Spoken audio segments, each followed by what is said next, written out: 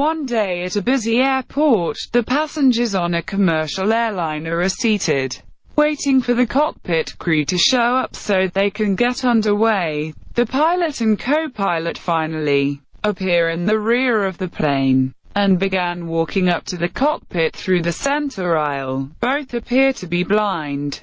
The pilot is using a white cane, bumping into passengers right and left as he stumbles down the aisle, and the co-pilot is using a guide dog. Both have their eyes covered with huge sunglasses.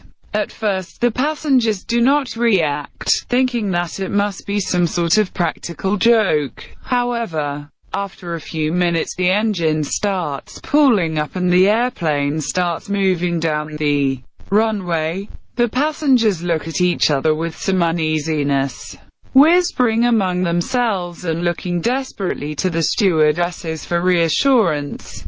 Then the airplane starts accelerating rapidly and people begin panicking. Some passengers are praying, and as the plane gets closer and closer to the end of the runway, the voices are becoming more and more hysterical. Finally, when the airplane has less than 20 feet of runway left, there is a sudden change in the pitch of the shouts as everyone screams at once.